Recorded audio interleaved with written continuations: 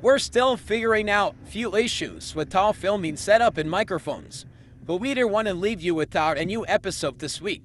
If you're watching on YouTube, you may notice a bit of a lag, and we truly apologize for that. Thank you for your patience and sticking with us while we continue to improve the show. One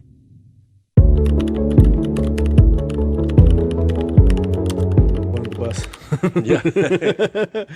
So, welcome to the Unrivaled Potential Podcast. Morning, guys. Yeah. I'm Ryan. This is Mr. Unrivaled Everything, Unrivaled Plumbing and Heating, Shower and Bath, and Potential. Mike Pomeroy, welcome. Unrivaled knees, even though you can't see them in the picture now. Cause we got adjusted the film picture. right. We don't need too many unrivaled knees. We know you've been working on that leg tan, but thanks. It gets pretty white. Yeah. No, welcome. Thanks for jumping in with us. We've been talking a lot about dealing with stress, especially for men in business. There's so many different things pulling at you. It's really easy to let stress take over and get a hold of you. Well, there's so many different types of stress too, right? Well, I mean, I would say there's being busy stress, Yep. right? There's also short cash stress. What? And then, What's that? And then family gets in the middle of it, Well, yeah, because sometimes they. I mean, family They- can obviously de-stress, but you have everything going on in life, and then you never know. One morning you may be stressing about money, or things may be great money-wise, and then your wife has one of those dreams where you're cheated on her or something like that, and she's pissed at you all morning long and throwing food over the breakfast table, and you can't figure out why. And I'm the worst dream cheater, apparently. Like sometimes with guys, apparently, in their dreams, go gay and cheat on her. What That's now the whole world knows, or at least all 12 of our subscribers. No, you're right. Though. Joanna, you've done that to Enrique? Yeah, you wake up just angry at him. Can't believe you did that. Did what? You were with that girl? Yeah. Nope. But you illustrate a good point. You can be stressed about work, and then family can be a stress reliever, or they can add to your stress, and they add to your busyness, and sometimes they add to the financial stress. Like if you're, well, I just dropped $2,000 on some teeth for my daughter, and insurance was going to cover it, and now they're not. And it's like, okay, cool. That's great. We're blessed to be able to pay for that, but it's still a little stressful. And then dealing with the insurance claim and stuff like that, it's just extra stress. You're really good about being proactive against stress. What's your morning routine to help you not be stressed? I think stress elevates for me when I get to that place where we all get that. I make myself busy, right? And then like I gotta spend this extra hour doing this, and we do it. It's not just business. I feel like I've done it in other areas of life too, where it's like, okay, well, the excuse used to be, I'm too tired. I'm gonna have a hard time at work, so I better get that extra hour sleep. Right? Else I'm gonna be stressed, and then that was the easiest excuse. Then bypassing the morning routine, which makes you more stressed because then you've got more to do later on that evening, or you feel like you're behind all day long. Or you feel shame for I'm a slacker. Yeah, I'm a slacker, something like that.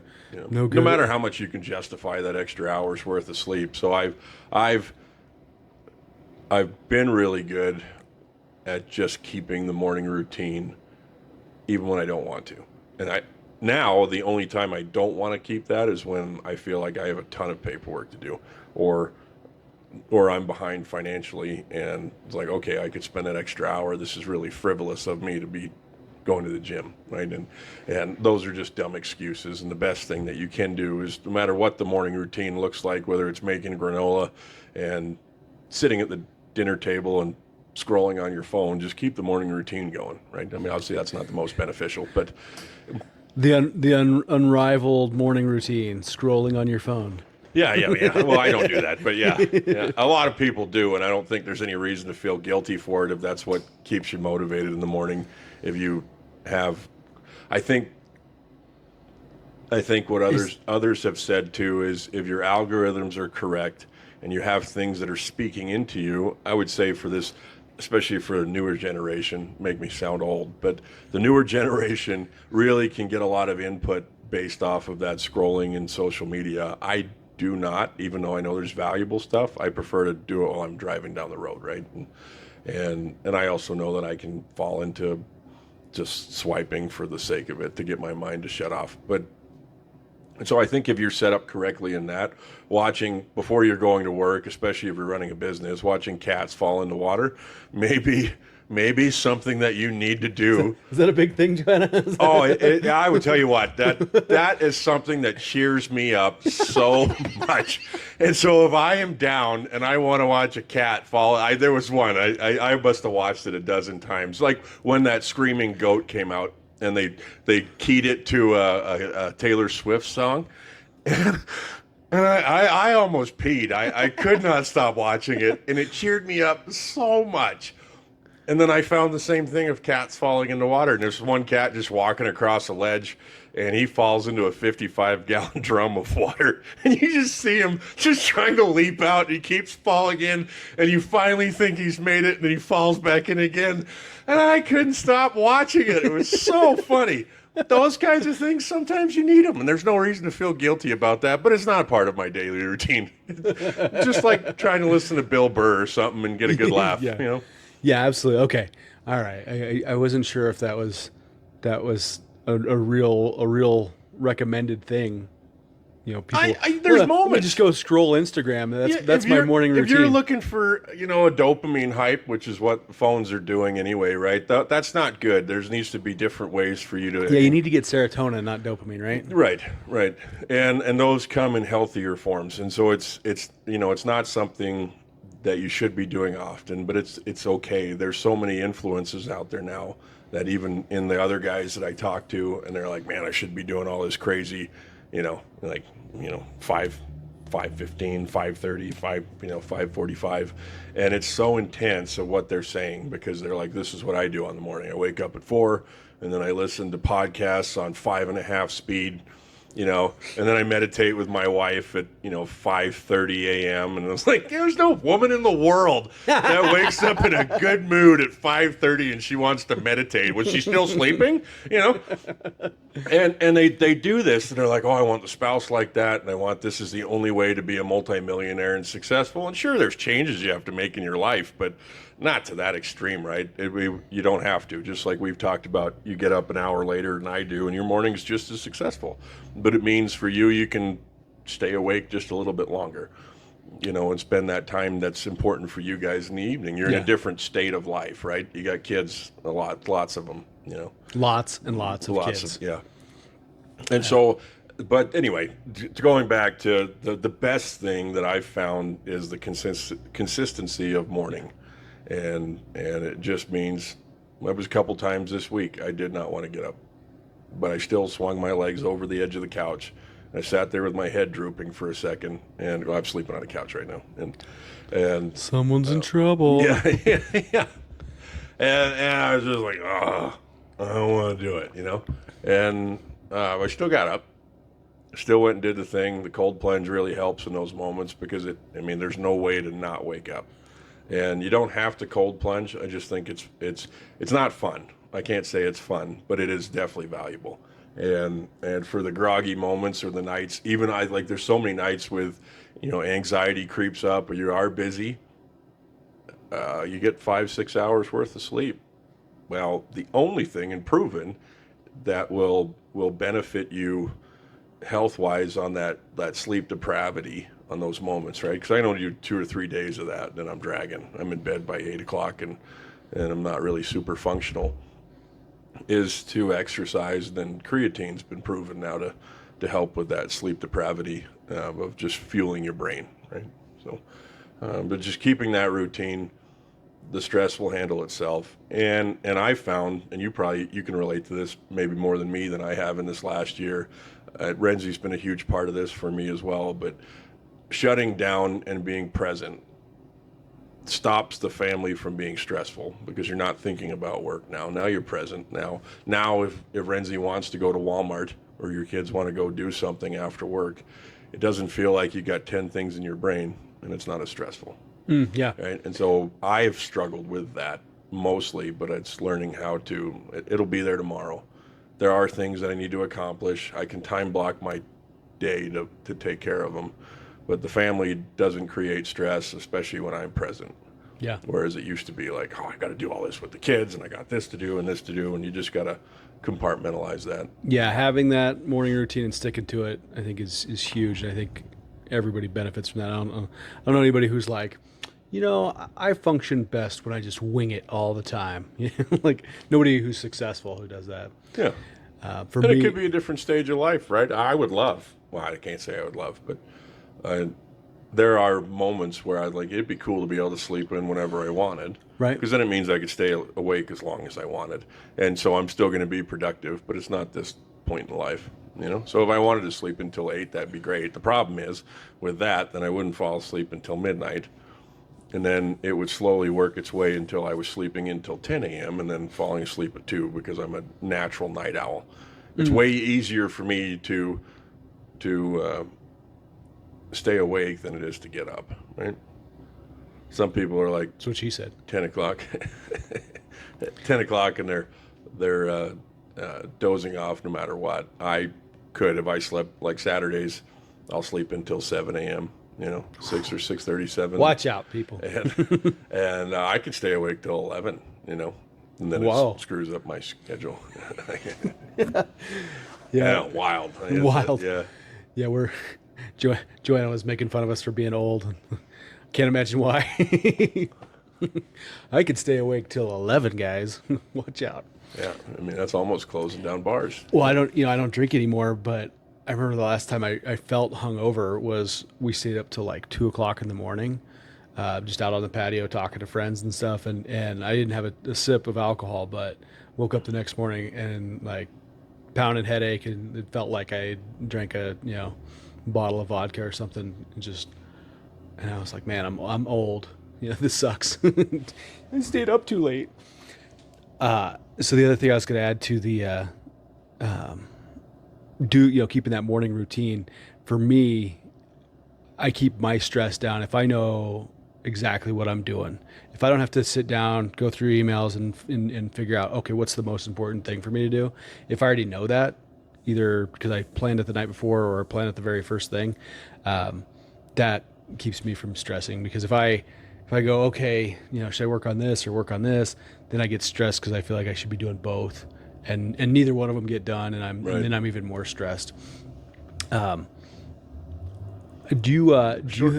the to-do list as well, that helps. Anyway, Yeah. Go ahead. You were Yeah, asking. I was gonna ask, do you have like a rest routine? Like we don't do anything on Sundays. That's the Sabbath, and you can call it whatever you want, but it's really important.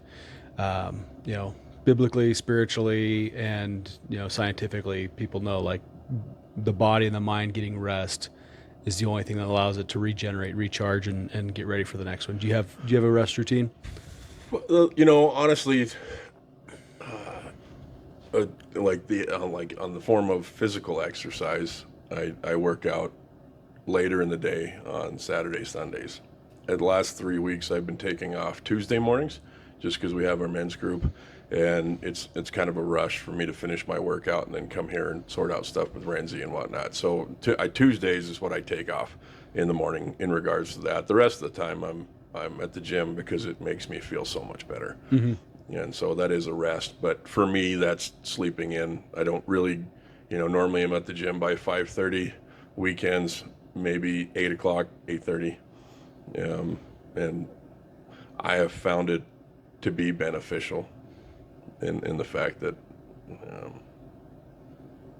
it's not valuable for me to take it off, like to take Sundays off. I used to do that, not work out on Sundays, and I would just do Saturdays.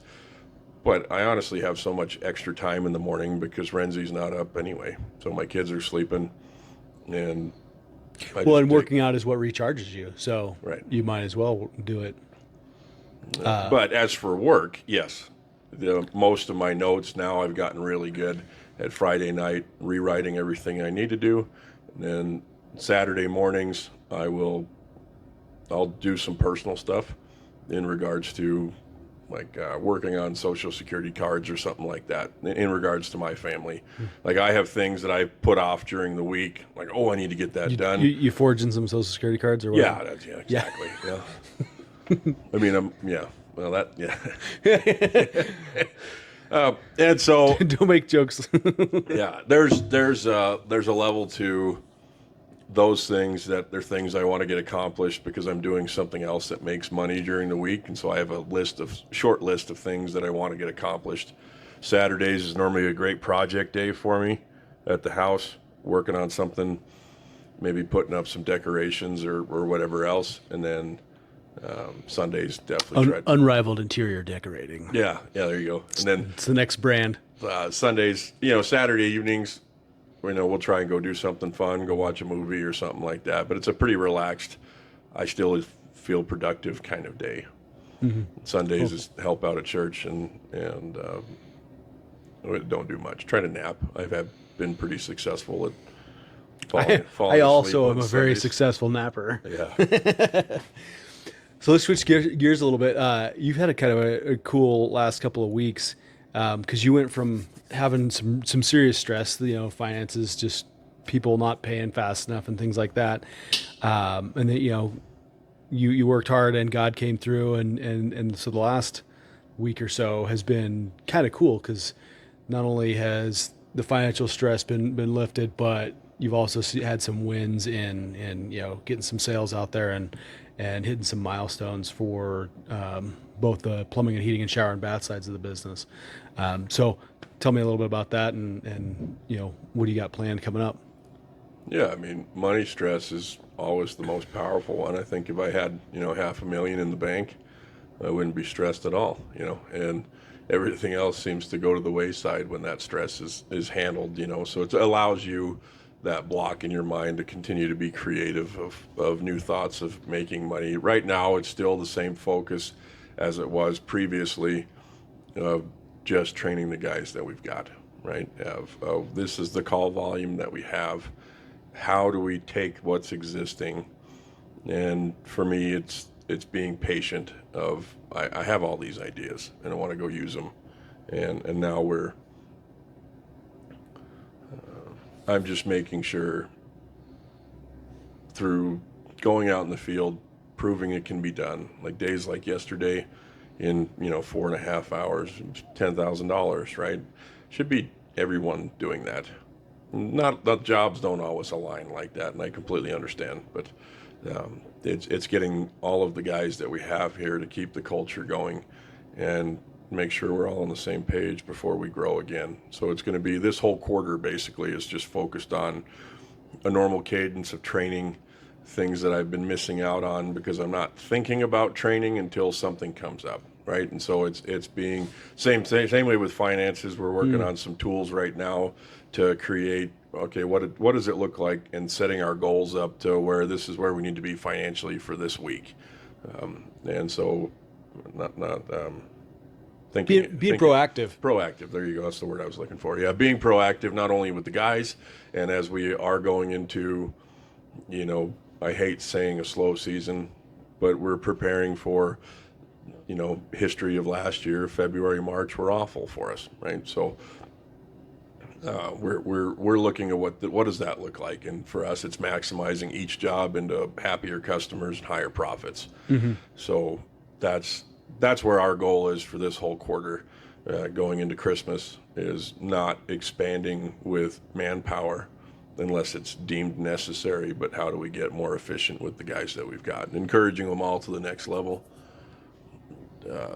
Marketing strategies, those kinds of things, that's what we need to be preparing on now. I don't need to be bringing in 2 more burdens of payroll as we go into the next 6 months, Mm-hmm. Yep. Well, all that stuff to me, you named several different things, but they're all about you taking control of your business, your schedule, your life, and preventing stresses before they happen. So yeah, well, it's not negative to say, hey, our call volume is down in February, and here's statistically this is we know it's just kind of a fact. It's not negative to say that, and it's not because of our performance or weather maybe a little bit, but people are just broke. They come out of Christmas. It's not cold enough that pipes are breaking and stuff like that. Right. And but they're not ready to. They haven't got that income checks refund, and they're not spending money on that kind of stuff. And it's just that dead season. Okay, great. So if we don't identify that and be proactive against it, then it's just going to be another stressor. Yeah. So, well, good on you for recognizing it, and yeah, don't be afraid to name it. It feels so chaotic when you get to a point where the bank balance is not where it should be, and then you're just trying to survive. And so when you get out of that, so you don't hit that again, you can turn into, okay, we've got 10 grand here. We need 20 grand next week. That's the goal for next week. Right? Obviously the goal is to hit more than that, but it's like we have to do this. You gotta, it makes us all push a little bit. What we learned this last time was a level of desperation, right? We should be creating urgency in customers so they're not putting it off. Yeah. Not because it's dishonest or wrong. They've just got to get it done. They should get it done. And yeah. Plumbing problems don't get better with age. Right. Exactly. They are not a fine wine. And so we learned a level of urgency and how to create that in customers even this last time around. And you learn creative ideas of how to make money because you have to. And we want to survive. That's like tough love. You're not being a good friend or family member by telling your cocaine addicted brother-in-law or whatever, like, okay, you should change this, but just let me know when you're ready. That's not helping him. So think of your customers like your brother-in-law. Time for an intervention. Yeah, that's right. Oh man! Speaking of my brother-in-law into this, I don't think he'd appreciate that. He's not a coke addict at all. Yeah. Oh, that's former brother-in-law. It wasn't coke. I think he just a pothead. He doesn't even have the motivation to be a cokehead. Yeah, well, you got to work for that. Yeah. So speaking of interventions, we're gonna get a puppy. I thought I didn't have enough stress, so I figured I'd just triple it and go get a puppy. Family finally got to you, huh? Yeah, no. and so Ashley was talking to her friends about, being better dog parents, because we loved our dog, but I definitely had low patience with him. We had to replace the toilet and told you about that situation. And I felt better because all of Ashley's friends' husbands, who you all know them, we won't name them on this podcast just for the names and faces have been changed to protect the innocent. Yeah. But they all had good stories about how they had taken out their stress on their dog. So I felt a little bit better, but we're definitely gonna be better dog parents. Do you have either words of wisdom or tips and tricks on puppies? Because I know you've trained a bunch of dogs, right? Yeah, we bred English Mastiffs for several years, and I've always had animals until recently, So I love dogs. It's been hard not to have one, but I spend a lot of time with them too. They're always with me. I'll bring our puppy animals. They get attached to me, and then they do, like I was telling you with Georgia. She'd just every day she'd come up to the shower door after I was home from logging, and she'd just stare at it until I let her in. And she'd sit there on the floor happy as could be. And but she was with me from the point of puppyhood. I took her to college with me. She sat in the classes. Never had her on a leash. Just a great animal. So as for advice, what kind of breed are you looking at? A mutt. No. So you kind of live in a neighborhood where you should have like a Labradoodle or something. Oh yeah, I know. I can't bring myself to spend $1,500 on a dog. Maybe get one of those hairless cats. I'm out of here. No. So we feels like you're scratching a ball sack that's sitting next to you on the couch. Is that they're like $7,000? It's nuts for this ugly animal. They're supposed to be incredibly intelligent. There's a great Friends episode where one of them gets one of those, and Joey keeps going, "It's not a cat." Yeah. No, so we went and looked at some golden doodles, and very cute. And you got to love the fact that it's tested, and they pretty much know there's no genetic defects or anything like that. Comes from a really good line. Great family. So the lady she goes, yeah, we got all these dogs and 2 cats. You know, we adopted them from the pound. And I was like, oh yeah. And as if she was embarrassed, she goes, oh yeah, we've got a lot of mice, so they're outdoor cats. And I was just like, yeah, okay, that's that's the only kind of cat I like too. But just met this lady, and it was like she had to explain why she just had the cats. You know, wouldn't want these dog people thinking that I had cats. I just can't bring myself to spend $1,500 on a dog. It's there's so many better ways that I could spend $1,500. And I think you should get a Chihuahua or something, or maybe a little Shih Tzu. But Rusty sells those Shih Tzus, and they're just cuter than could be. You know, they could fit in your satchel, and then you could go take it to the groomers every now and then. You know? It's in my satchel. It's a man's bag, okay? Yeah. Little head poking out of your laptop case. I'm sure it'd be great. It'd be great for business, right? Just go into my. You can make it your logo, meetings. mascot. Yeah. Wow, frontline marketing with my little Shih Tzu. Meow. No, we're just gonna go adopt one. There's actually some puppies at the shelter right now, and Max, the 3-year-old, he went up and the one looks just like Chase from Paw Patrol, and so we're probably gonna bring home the one that looks like Chase from Paw Patrol. Yeah. I don't think is a German Shepherd, but that's it is definitely nice to find one that's hypoallergenic, just because they shed everywhere, like especially if you get a long-haired dog. Yeah, we had the golden retriever and hair just constantly floating around the house, all over everywhere. Yeah. So to no words of wisdom. All right, cool, thanks. Anybody, Joanna, got any good dog advice for me before I go out and adopt a dog? Good dog food. It's hard to sell. It's hard to buy it, but totally worth it. Oh, when you say hard, you mean like stomach the price? Yeah, like $50 a bag sounds ridiculous, but it's way less crap. I figure I'm saving $1,400 by getting the mutt versus the golden doodle, so I can put that money into dog food. There you go. Yeah. And we'll shop local at Chowdown. Hashtag shop local. No, all right. Well, thanks a lot, Mike, for all that good advice. Yeah. You got most of my opinion, but it's good. Yeah. Big breeds are fun. I like larger dogs better than little dogs, but they have their place. If I was going to go for a little dog, I'd go for a Yorkie, just because they're like a big dog in a smaller package. A lot of jokes there. Yeah. So wonderful. Well, thanks for joining us. Thanks to Pipe and Torch Coffee for sponsoring this week's episode of Unrivaled Plumbing and Heating. Wait, what are we on? What's our podcast called? Unrivaled Potential. Thank you. Yeah, you did really good at that. Thanks. All right, show me how it's done. Huh?